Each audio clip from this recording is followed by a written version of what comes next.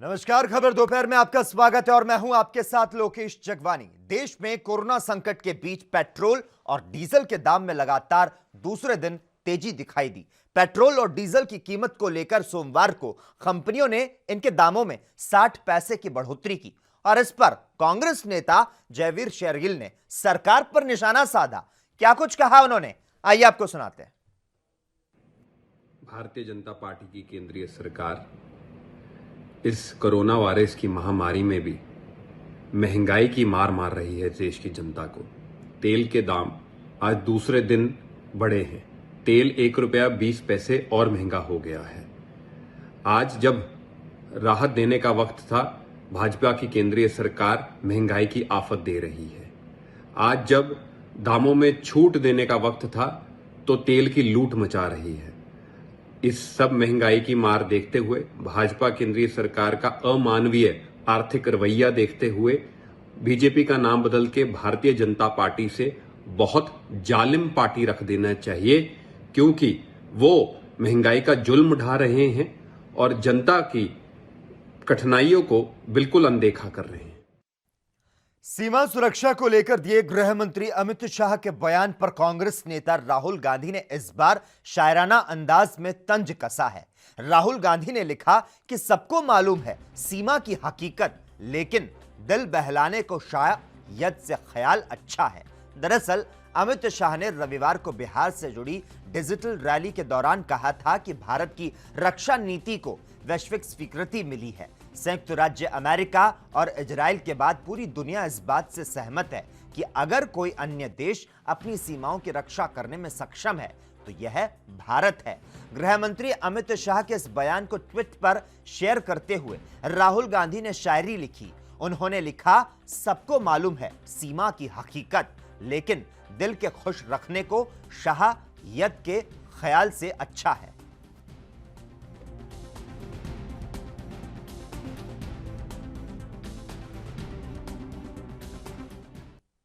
वहीं जम्मू कश्मीर के डीजीपी दिलबाग सिंह ने कहा कि 2 दिन के ऑपरेशन के दौरान हिजबुल मुजाहिदीन के 9 आतंकी मारे गए, जिनमें से 3 टॉप कमांडर लेवल के लोग हैं।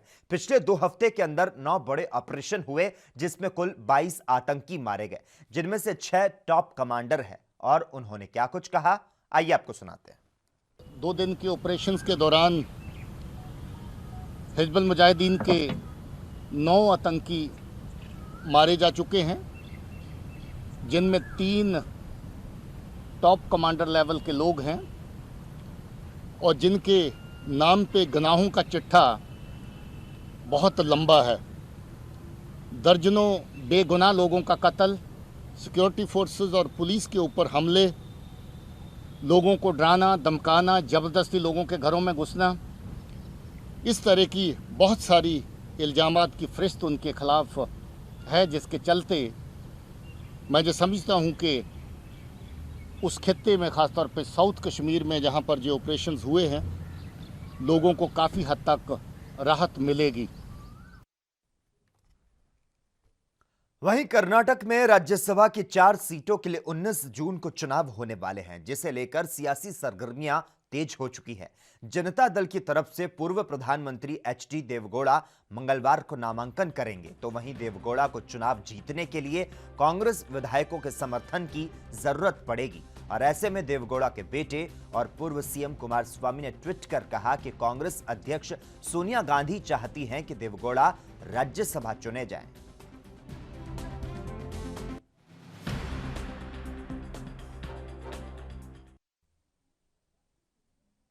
राज्यसभा चुनावों को लेकर सरगर्मी अपने चरम पर है और इस बीच कर्नाटक के वरिष्ठ कांग्रेसी नेता डीके शिव कुमार ने राज्यसभा चुनावों को लेकर अपनी पार्टी का पक्ष रखा है। क्या कुछ कहा उन्होंने, आइए सुनते हैं। Congress party has already given their announcement in the national level what has to be done, and all announcement will come from the Congress party from the headquarters. Because the legislators meeting is happening one side, other side Devegowda ji is also maintaining secrecy about his Rajya Sabha. See, we are very clear. We are very clear that we doesn't want any BJP third candidate to win the election. There is no doubt in it. We are a secular party, and my leader Srimati Sonia Gandhi will take a call on. वहीं दिल्ली स्वास्थ्य मंत्री सत्येंद्र जैन ने कहा कि अभी हमारे app में 8,500 से ज्यादा बेड खाली हैं। हमारे पास पर्याप्त बेड है, पर बेड की क्षमता और बढ़ानी होगी, क्योंकि समय के साथ केस बढ़ रहे हैं। 2 हफ्तों के अंदर दिल्ली में कोरोना के केस बढ़कर 56,000 हो जाएंगे। दिल्ली में कुल 28,936 28,936 केसेस थे कल, जिसमें जो ऐड हुए थे 1282 ऐड हुए थे। जो अभी एक्टिव केस हैं, जो कि अभी रिकवरी नहीं हुई है, वो है 17,125। 10,999 लोग रिकवर हो चुके हैं, बिल्कुल ठीक हो चुके हैं, और अभी तक दिल्ली में 812 डेथ हो चुकी है। हमने अभी इस टाइम पर हमारे ऐप के ऊपर भी 8,500 से ऊपर बेड्स हैं, जिसमें से लगभग आधे बेड अभी खाली हैं। बट हो क्या रहा है कि मान लो कुछ लिमिटेड हॉस्पिटल्स में है, उनके अंदर बेड्स, प्राइवेट हॉस्पिटल जो उनके अंदर हॉस्पिटल में बेड्स खत्म हो गए हैं। तो अक्सर लोग कहते हैं कि इस अस्पताल में गए, फिर इसमें गए, फिर इसमें गए। भाई अभी तक देखो LNJP का कोई शिकायत नहीं है कि बेड नहीं मिल रहा, GTB में मिल रहा है, राजीव गांधी में मिल रहा है। हमारे पास अब अभी तक तो एनफ बेड हैं कि जो लोगों को दे सकते हैं, परंतु हमें आगे के लिए भी इसकी कैपेसिटी और बढ़ानी है। जिस तरह से केस आ रहे हैं, केस रोजाना जितने केस आ रहे हैं उस हिसाब से हमें जितनी कैपेसिटी है, अभी हमारे पास 8,500-9 हज़ार हो चुके हैं। तो अगले 15 दिन में हमारा टारगेट है कि कम से कम 15-17 हज़ार बेड। केंद्र सरकार द्वारा जारी निर्देशों के बाद आज से हरियाणा में धार्मिक स्थल खोले गए और इसी कड़ी में जींद में स्थित मस्जिद को भी खोला गया। मस्जिद के मौलाना से हमारे संवाददाता ने खास बातचीत की।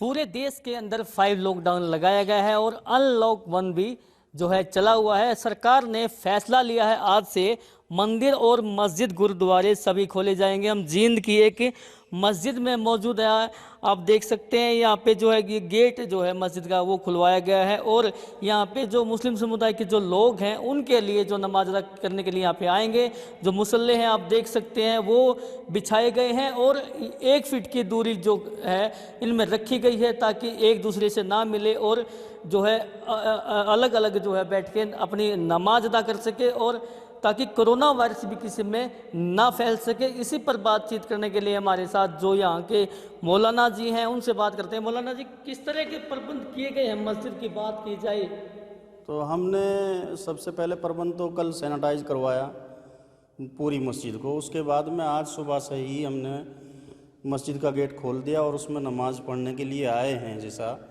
तो उनको सबको यही समझाया कि 20 लोगों से ज़्यादा हम मस्जिद में ना इकट्ठे करें। और दूसरी चीज़ हमने ये रखी है कि अलग अलग सबके मुसल्ले बिछाए गए ताकि दूरी रहे, बनाए रखें सबके सब, और अलग अलग ही नमाज अदा करें सबके सब। और उनको यही सबको समझाया कि अपने घर से ही फारिग होके आएँ सबके सब, वज़ू करके और मास्क लगा करके और नमाज अदा करें और जैसे ही अपने घर चले जाएँ। अच्छा, जैसे गले मिलने की जो आपकी बात होती थी, जो प्रथा है कि भाई गले मिल के नमाज अदा करने के बाद, वो क्या है?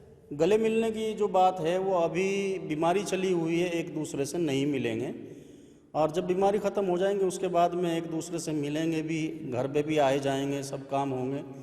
तब तक बीमारी है, जब तक कोई नहीं मिलेगा, आएंगे सिर्फ नमाज पढ़ेंगे और अपने घर चले जाएंगे।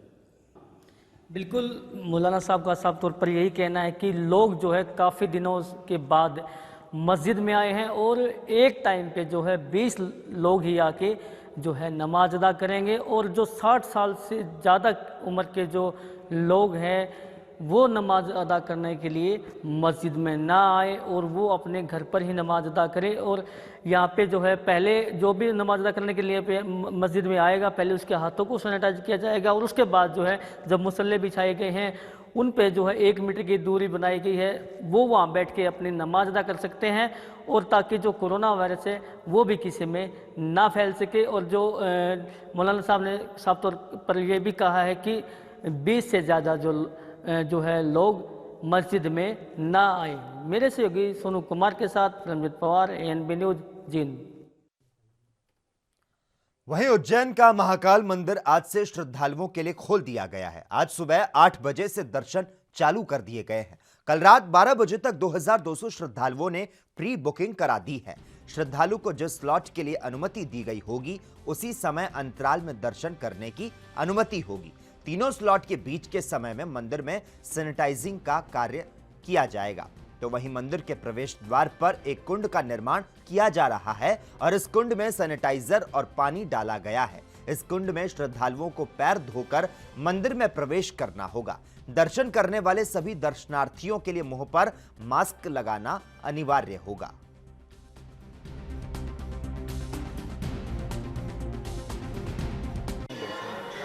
देखिए, आज उज्जैन के लिए और पूरे देश भर के लिए बड़ा दिन है। लगभग 75 दिन से लॉकडाउन की वजह से मंदिर आम श्रद्धालुओं के लिए बंद थे। आज से हमने प्रारंभ किए हैं।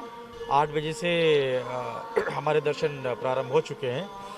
भारत सरकार के निर्देश के अनुसार सोशल डिस्टेंसिंग का पालन करना है, तो उसके लिए बहुत आवश्यक है कि आने वाले श्रद्धालुओं की जानकारी हमारे पास में रहे। उसके लिए हमने मोबाइल ऐप और टोल फ्री नंबर दिया हुआ है सब लोगों को। कल से बुकिंग प्रारंभ हो गई है, एक दिन पहले की, और कल रात को 12 बजे तक लगभग 2200 लोगों ने बुकिंग की है आज दर्शन करने के लिए। पहला दिन था। हमने इस पूरी दर्शन व्यवस्था को 2-2 घंटे के स्लॉट में विभाजित किया है। तो सुबह 8 से 10 का जो हमारा पहला स्लॉट है उसमें लगभग सभी लोगों ने बुक किया है, 700 लोगों ने बुक किया है उसको, और दर्शन हमारे प्रारंभ हो गए। आम श्रद्धालुओं के दर्शन व्यवस्था के साथ में, सुविधा के साथ में, उनकी सुरक्षा बहुत महत्वपूर्ण है हम लोगों के लिए। जय श्री महाकाल। पूरे देशवासियों को और हमारे नगरवासियों को शुभकामना, भगवान महाकाल का शुभ आशीष, और आप सबको भी, आप सबका भी हमेशा महाकाल मंदिर की व्यवस्था में जो सहयोग होता है उस सहयोग के लिए आप सब भी स्वस्थ रहें, मस्त रहें। आज भगवान महाकाल के दर्शन प्रारंभ हुए हैं। मंदिर प्रबंध समिति ने जिस तरीके से जो प्रबंध किए हैं, भगवान महाकाल वो सफल हो और भक्तों को प्रतिमा के दर्शन बहुत अच्छी तरह से हो और सब अपने आँखों से भगवान की प्रतिमा करीब 80-78 दिन के पश्चात भगवान महाकाल के आम भक्त दर्शन कर रहे हैं, और ये दर्शन उनके लिए, उनके जीवन के लिए उनको लाभप्रद हो। उनका शुभकामना, उनका स्वस्थता रहे और इस देश से कोरोना की जो महामारी है भगवान महाकाल उसे दूर करे। 2-2.5 महीने से दर्शन नहीं कर पा रहे थे। मैं रोज़ डेली महाकाल आती हूँ, पिछले 3 सालों से डेली आती हूँ महाकाल दर्शन करने। 2-2.5 महीने से नहीं आना हो पाया। आज भगवान को आभार व्यक्त करने, उनके दर्शन करने बहुत अच्छा लगा मुझे। यहाँ की व्यवस्था बहुत अच्छी है, मन खुश हो गया। बाबा ऐसे सबके ऊपर कृपा दृष्टि बनाए और रोज़ दर्शन करने के लिए बुलाते हैं। सभी दूर जगह जगह जाँच हुई, बाकायदा ऑनलाइन बुकिंग हुई हम लोग की। पहले कल रात को हमने बुकिंग करवाई, उसमें टाइम दिया हुआ था, उतनी बजे आना है, मास्क लगा के आना है, सारी चीज़ें उन्होंने बताई थी, जितनी प्रिकॉशन लेना सब उन्होंने बताई, उसके अनुसार ही हम लोग आए। और जगह जगह 1-2 जगह पैरों पे सैनिटाइज भी हुआ, जगह जगह चेकिंग हुई है, बहुत अच्छा लगा। ऐसी व्यवस्था रही तो सब कुछ बहुत जल्दी ठीक हो जाएगा। हफ्ते भर से बंद दिल्ली का बॉर्डर आज से खुल चुका है। दिल्ली की सरकार ने अपने राज्य की सीमाएं तो खोल दी, लेकिन उत्तर प्रदेश की सीमाएं अभी सील है। आज सोमवार से यूपी, हरियाणा से दिल्ली आने वाले लोगों को दिक्कत नहीं होगी। दिल्ली वाले हरियाणा की तरफ आसानी से आ जा सकते हैं। गुड़गांव और फरीदाबाद प्रशासन पहले ही बंदिशें हटा चुका है। हमारी संवाददाता ने दिल्ली फरीदाबाद बॉर्डर पर जाकर स्थितियों का जायजा लिया। दिल्ली सरकार के निर्णय के बाद आज दिल्ली फरीदाबाद बॉर्डर खोल दिया गया है और एएनबी न्यूज़ की टीम आज ग्राउंड जीरो पर आपको रिपोर्ट दिखा रही है कि आप देखेंगे कि सुचारू रूप से आवागमन, किसी तरह का कोई ट्रैफिक जैम की स्थिति नहीं है, वाहनों की कतारें नहीं लगी हुई हैं और व्यवस्था जो है पूरी तरह से मेंटेन है। कोई पुलिसकर्मी नज़र नहीं आ रहा है। फरीदाबाद के लोगों के लिए काफ़ी राहत की खबर है, क्योंकि अनलॉक 1 में जो भी रियायतें दी गई हैं वो रियायतें जो हैं उसको, उन रियायतों से फरीदाबाद को महरूम रखा गया है, क्योंकि फरीदाबाद में जो कोरोना पॉजिटिव है उनका आंकड़ा लगातार बढ़ता जा रहा है। तो ऐसे में धार्मिक स्थल जो आज से हरियाणा के अन्य जिलों में खुले हैं, शॉपिंग मॉल्स खुले हैं, वो भी आज फरीदाबाद में बंद रहे हैं। लेकिन ये एक अच्छी राहत की खबर आज फरीदाबाद के लोगों को मिली है कि फरीदाबाद के लिए दिल्ली बॉर्डर खोल दिया गया है और सावधानी ज़्यादा बरतने की ज़रूरत है। लोगों की जिम्मेदारी ज़्यादा बढ़ गई है, क्योंकि फरीदाबाद में काफ़ी मामले दिल्ली से आ रहे थे। तो ऐसे में अब और अधिक आसार है मामले बढ़ने के, तो लोग विशेष एहतियात के साथ यदि दिल्ली में प्रवेश करेंगे तो ही स्वयं को सुनिश्चित कर पाएंगे, क्योंकि स्थिति नियंत्रण से बाहर होती जा रही है फरीदाबाद में। तो ऐसे में यदि मामले और अधिक बढ़ते हैं दिल्ली की ट्रैवल हिस्ट्री के कारण, तो हालातों पर काबू पाना और अधिक मुश्किल हो जाएगा। हो सकता है कि ये जो छूट दी गई है फरीदाबाद में, जो बॉर्डर सील होने के बाद उसे खोलने को लेकर शायद उसे भी वापस ले लिया जाए। तो यह निर्णय हरियाणा सरकार का बरकरार रहे, इसके लिए हर व्यक्ति जो है अपनी सुरक्षा और दूसरों की सुरक्षा को सुनिश्चित करे, अनावश्यक रूप से बाहर निकले, क्योंकि सरकार ने बेशक राहत दे दी है लेकिन कोरोना ने किसी को राहत नहीं दी है। तो ऐसे में हमें और अधिक जो है प्रिकॉशन लेने की ज़रूरत है, क्योंकि प्रिकॉशंस के द्वारा ही हम कोरोना की जंग को जीत पाएंगे। कैमरा पर्सन सत्यम के साथ ANB न्यूज़ के लिए पूजा शर्मा, फरीदाबाद। और इसी के साथ ही खबर दोपहर में इतना ही, लेकिन देश और दुनिया की तमाम अहम खबरों के लिए लगातार आप जुड़े रहिए और देखते रहिए ANB न्यूज़।